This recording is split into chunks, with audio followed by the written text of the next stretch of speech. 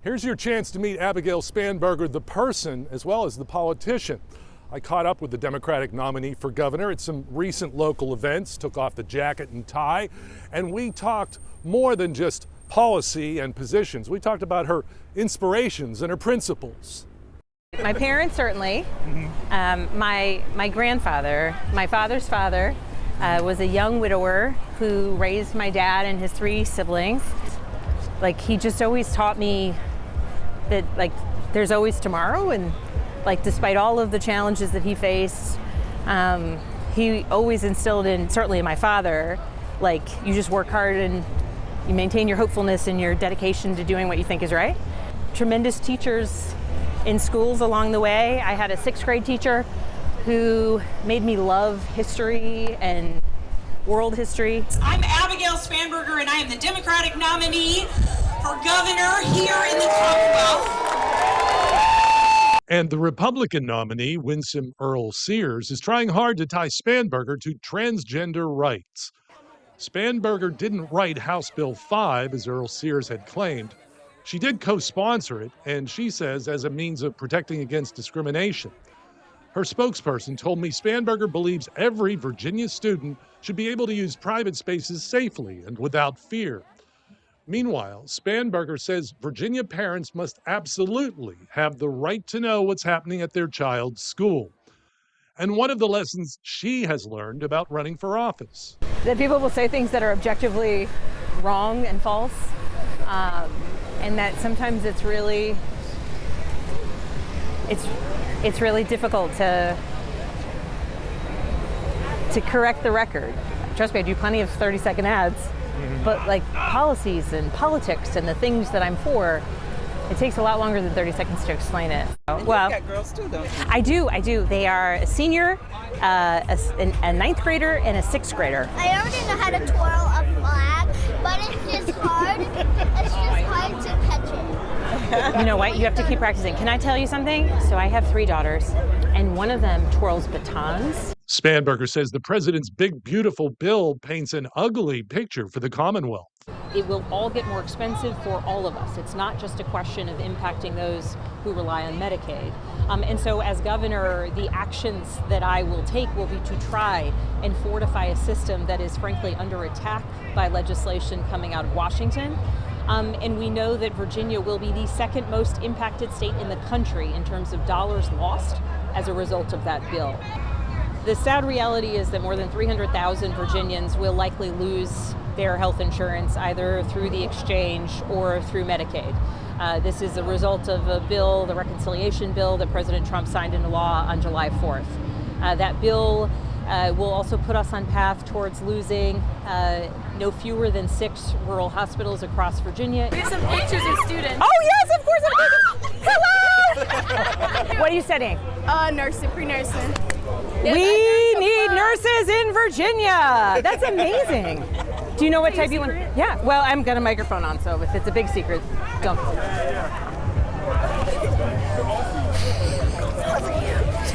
Okay, the way you squealed, I don't think it's a secret. You plan on voting for me, my friend. Spanberger is pro-choice. I think it's important that we pass the constitutional amendment that would enshrine reproductive rights in Virginia's Constitution.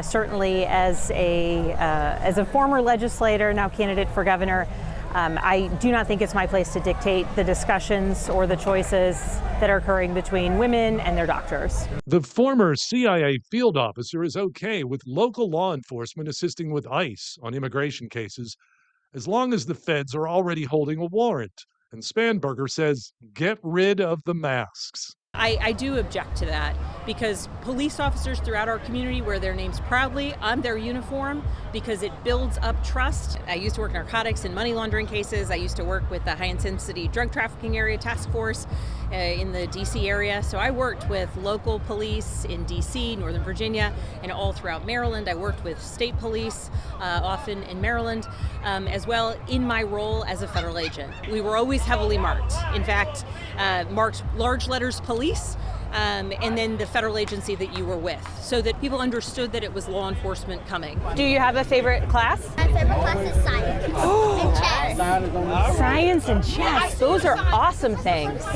It's so nice to meet you. So I am running for governor. Not only are we focused on early childhood education, K through 12, but really on strengthening Virginia's fantastic universities and community colleges, including our wonderful, historic, and powerful HBCUs like the one that we are visiting today. So it comes down to investments, it comes down to ensuring that the boards of each of our public universities are focused on their growth and their expansion. These are the green and gold. These are brothers and sisters from the yard. They have been doing this for over 30 years.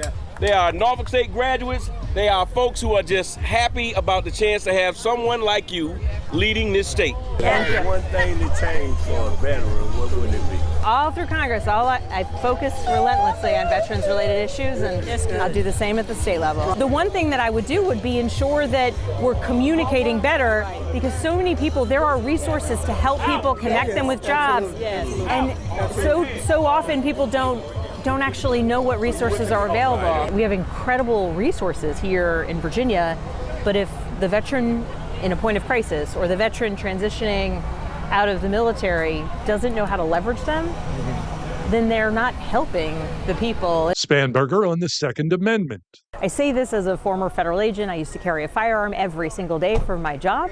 I trained extensively with firearms, and so I know that they are, both a tool and a responsibility. And it's why I'm an advocate for safe storage laws, for magazine capacity laws, and certainly for continued efforts to get ghost guns off the streets. Investing in mental health resources as well, because so frequently we see that someone in crisis with access to a firearm will take grave action, fatal action against themselves, against law enforcement, or tragically against others within the community. There's been legislation put forth in the General Assembly related to safe storage in homes where there are children.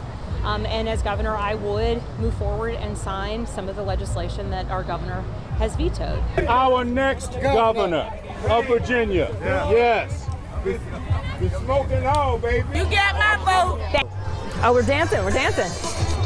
Spanberger says tariffs are hurting Virginia's small business owners. Every corner of Virginia, we're hearing it in terms of what it means for, if you're trying to bring in your supplies and all of a sudden those costs have gone up because of tariffs, right?